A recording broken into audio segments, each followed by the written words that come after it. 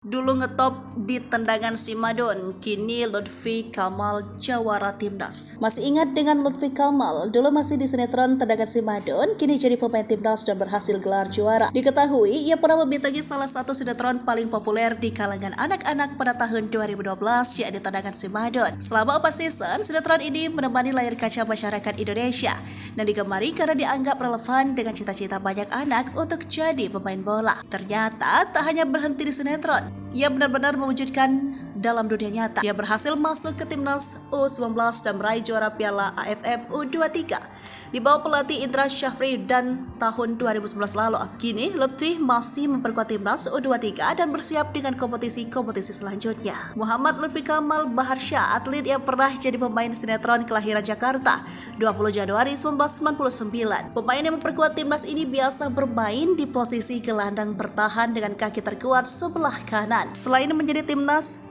saat ini Lutfi bermain di klub Liga 1 yakni PSIS Semarang yang bergabung sejak 3 Januari 2023. Dilihat dari situs Transfermarkt, harga pasaran Lutfi saat ini mencapai 3 miliar per musim.